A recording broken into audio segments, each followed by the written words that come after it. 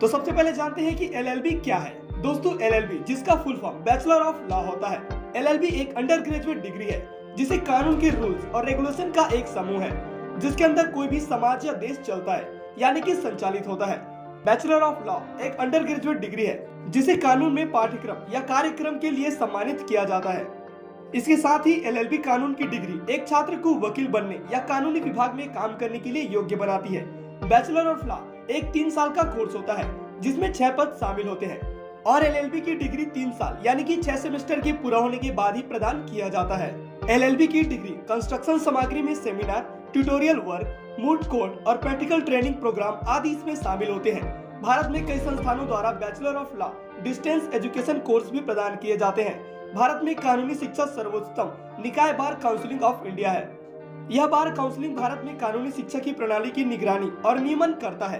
भारत में कई law college हैं जो उन छात्रों को एलएलबी कोर्स कराने के लिए देती है जिसे अपना करियर वकालत में बनाना होता है।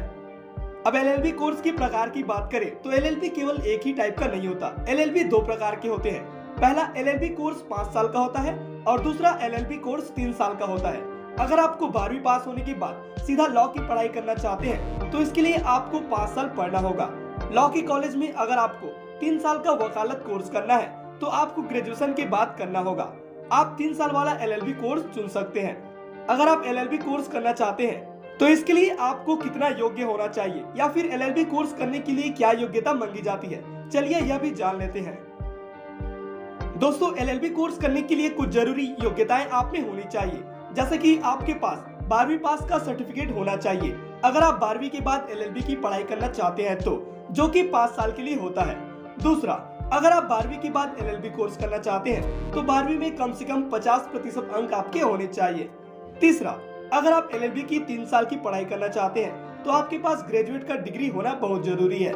चौथा, अगर आप ग्रेजुएशन के बाद एलएलबी कोर्स करना चाहते हैं तो आपका मार्क्स कम से कम 50% होना ही चाहिए।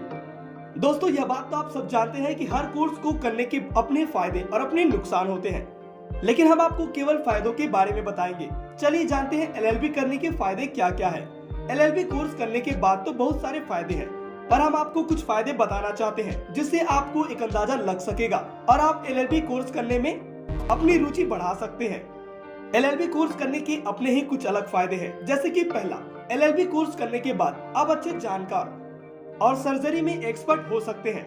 दूसरा, एलएलबी करने के बाद आप एक ग्रेजुएट कहलाते हैं। तीसरा, ये एक वकालत ग्रेजुएशन डिग्री है जिसे करने के बाद आपको वकालत का नॉलेज हो जाता है। चौथा, एलएलबी कोर्स करने के बाद आप किसी भी केस को लड़ सकते हैं। तो ये थी एलएलबी कोर्स करने के बाद होने वाले फायदे। अब चलिए जानते हैं एलएलबी कोर्स के दौरान आपको कौन कौन से सब्जेक्ट पढ़ने होते हैं। एलएलबी कोर्स में आप बहुत सारे सब्जेक्ट को पढ़ सकते हैं, वो सारा डिपेंड करता है आप कौन सा ब्रांच को सिलेक्ट करते हैं, लेकिन हम आपको कुछ कॉमन सब्जेक्ट के बारे में बताते हैं जो कि आपको जानना बहुत ही जरूरी है।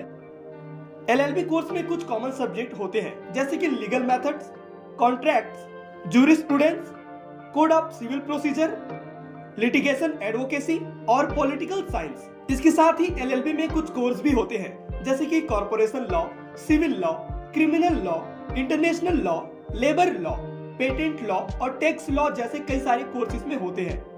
अब जैसे कि आप जानते हैं कि किसी कोर्स को करने के बाद हमको कैसी नौकरी मिलने वाली है, हम किस सेक्टर में जॉब कर सकते हैं, यह सवाल लगभग सभी विद्यार्थियों के मन में रहता है। तो चलिए हम आपको बता देते हैं एलएलबी करने के बाद आप कौन कौन से जॉब कर सकते हैं। दोस्तों, वकील पब्लिक और प्राइवेट सेक्टर दोनों क्षेत्र में रोजगार के अवसर आप पा सकते हैं। अधिकांश वकील एक प्रोफेशनल के रूप में एक वकील और अभ्यास कानून बनना पसंद करते हैं। केंद्र एवं राज्य सरकार की नौकरियां भी वकीलों के लिए खुली रहती है। इसके साथ ही कर और श्रम विभागों में भी नियुक्त किया जा सकता है और आप लोगों की प्रॉब्लम को सॉल्व करने के लिए भी वकालत कर सकते हैं। इसमें भी नौकरी का अवसर आप पा सकते हैं। वैसे तो एलएलबी करने के बाद आपके पास बहुत सारे ऑप्शंस होते हैं, लेकिन हम आपको कुछ बेहतरीन जॉब के बारे में बता देते हैं जो कि एलएलबी के बाद एक बेहतर करियर ऑप्शन माना जाता है। एलएलबी के बाद एम्प्लॉयमेंट एरिया में सबसे पहले आता है बैंक्स, दूसरा है बिजनेस हाउसेस, तीसरा है एजुकेशनल इंडस्ट्रीज, चौथा है लीगल कंसल्टेंट्स, पांचवा है न्यूज चैनल, छठवा है न्यूज़पेपर्स, सातवां है प्राइवेट प्रैक्टिस और आठवां है sales tax and exercise department. और इसके साथ ही आपको कई सारे एरियाज में जॉब मिल सकते हैं। तो चलिए हम आपको इसका भी सॉल्यूशन देते हैं। चलिए जानते हैं एलएलबी कैसे करें, इसकी पूरी जानकारी। सबसे पहला, 12वीं पास करने के बाद एलएलबी के कोर्स। दोस्तों, एलएलबी की पढ़ाई करने के लिए सबसे पहले आपको 12वीं पास करना होगा। 12वीं की पढ़ाई आप किसी भी सब्जेक्ट से कर सकते हैं, चाहे साइंस, कॉमर्स या फिर आर्ट्स हो। किसी भी सब्जेक्ट से आप 12वीं कर सकते हैं। लेकिन अगर आप एक वकील बनना चाहते हैं तो आप 12वीं आर्ट्स सब्जेक्ट से पढ़े और अच्छे मार्क्स लाए। और अगर आप 12वीं के बाद एलएलबी ना कर कोई और कोर्स करना चाहते हैं, उसके लिए भी हमने एक वीडियो बना रखी है, जिसे आप जाकर देख सकते हैं। वीडियो का लिंक आपको डिस्क्रिप्शन में मिल जाएगा। तो चलिए वीडियो में आगे बढ़ते हैं। दूसरे नंबर पे है एलएलबी कॉलेज के लिए एंट्रेंस एग्जाम देना।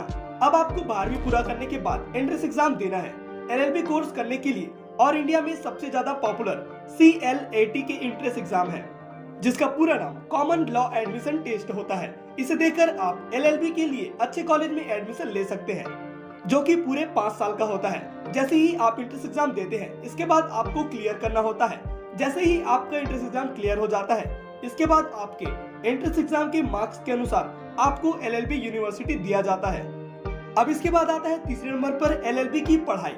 तो जैसे ही आपको एडमिशन मिल जाता है, आपको पूरी लगन और ध्यान से पढ़ाई करना होगा। तो दोस्तों, ये थी पूरी जानकारी एलएलबी कोर्स के बारे में। मैं उम्मीद करता हूँ कि आपको सारी जानकारी आसानी से समझ आ गया होगा। वीडियो पसंद आया हो तो वीडियो को लाइक करें, चैनल को सब्सक्राइब करें और अपने दोस्तों को शेयर करें। धन्यवाद।